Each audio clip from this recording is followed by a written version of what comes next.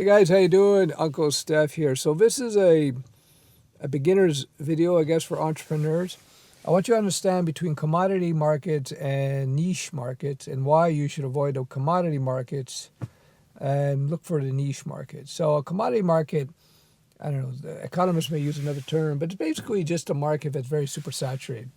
Commodities are, I call them commodity market, like, milk, pork, chicken, eggs, common stuff, cell phones, I would say, are commodities now. Things that there's a lot of competition, things that are well established. So, for example, in the tech space, let's talk software, because I'm a software guy. I will not try to put out an operating system, right? Because we have Windows, we have Linux, we have Mac OS and iOS and Android. This is not something I would do. A web browser, I wouldn't do a web browser. So what's the point of that? Maybe 25 years ago was the time to build a web browser. How about mobile games? Again, unless you got some IP that you own, like Star Wars or something, forget about it. It's like it's a disaster. It's a race to the bottom. Now you have to find. If you want to bring a product to market, you have to find a niche, which is basically a specialized product where there's not much competition, or at least a lot less competition. This way you have an opportunity to capture the market. So for example, when I built my dating site in the late 90s, that was a time. I was getting traction. It was still hard. There was a lot of dating sites, but it wasn't like today. It was like much easier then.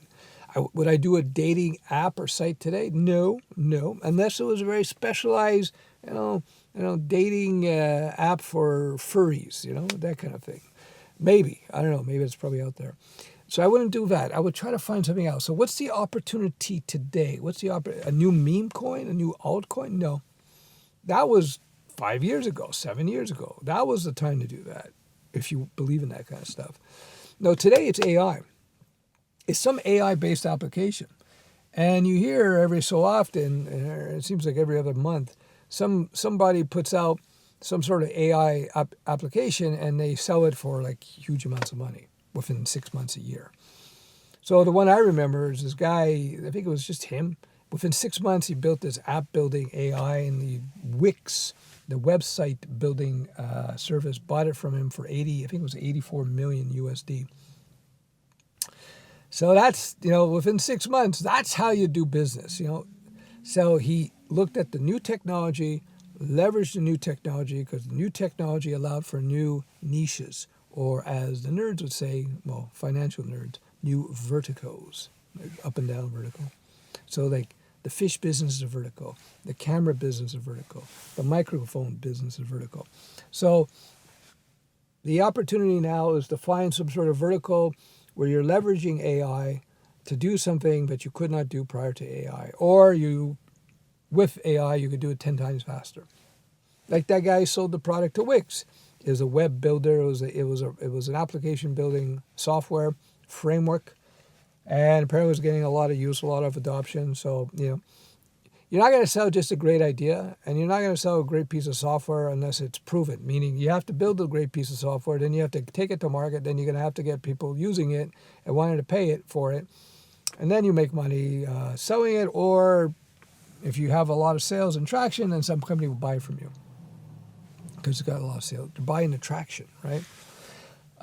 One last point with regards to taking software to market, niche product versus commodity product. The barrier to entry is lowering nowadays because AI is making things in terms of software.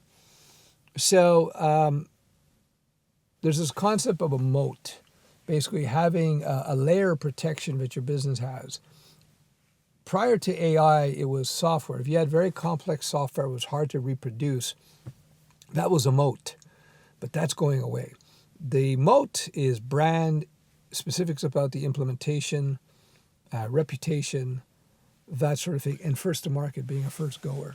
So there you go. I hope this is useful to you as a business lesson.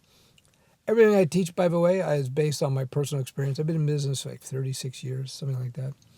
Long time, taking several products to market. So I'm not just reading a bunch of books and regurgitating a bunch of academic BS. It's all real world experience. I've seen it over and over again, over decades. I'm Uncle Steph.